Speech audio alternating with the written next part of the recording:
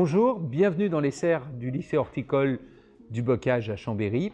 On va parler d'une plante ou d'une gamme de plantes, d'un monde un petit peu à part, c'est le monde des orchidées. Alors, on ne produit pas d'orchidées dans les serres du Bocage, par contre on les cultive, nous les amenons à floraison et nous avons toujours une assez belle gamme d'orchidées présentées au Bocage. Alors, les orchidées, on les a ici, le phalaenopsis, le dendrobium, l'oncidium, les sabots de Vénus à certaines périodes de l'année, les vandas, toute cette grande famille d'orchidées. L'orchidée, c'est un produit un petit peu particulier, un produit qui a évolué. Vendre une orchidée il y a 30 ans ou 40 ans, c'était vendre un produit luxueux. On voulait séduire une femme, on achetait un bijou, on offrait un bon restaurant et on offrait une orchidée. Maintenant, c'est vrai que l'orchidée s'est un petit peu démocratisée. On trouve des orchidées beaucoup plus accessibles, beaucoup moins chères. Et donc, on peut avoir et se faire plaisir avec de l'orchidée toute l'année. L'orchidée, quelques conseils. L'orchidée, c'est souvent une ambiance lumineuse. C'est dans cette ambiance de pleine lumière qu'elle se plaira le mieux. Un arrosage plutôt modéré.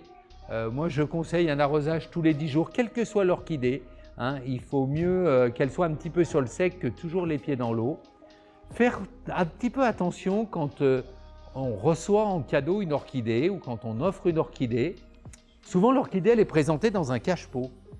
Et quand on arrose l'orchidée, il vaut mieux la sortir de son cache-pot, on la met sur le rebord de l'évier, on l'arrose, on attend qu'elle égoutte et puis on la remet dans le cache-pot.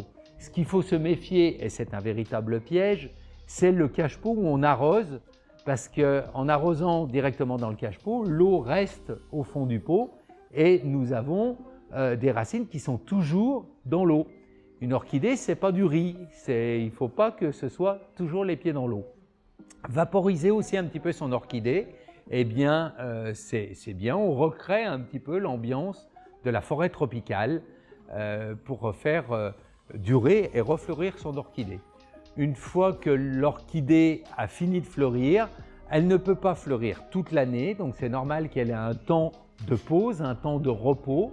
C'est aussi un temps qui va durer 3, 4, 5 mois, un temps où on va modérer un petit peu l'arrosage et puis on reprendra au bout de 3, 4, 5 mois un arrosage un peu plus fréquent. On refertilisera l'orchidée, on lui remettra un petit peu d'engrais de façon à faire remonter, c'est le terme qu'on utilise, faire remonter à fleur notre orchidée et voilà, la nourrir pour que la fleur puisse durer et que la fleur soit colorée au maximum.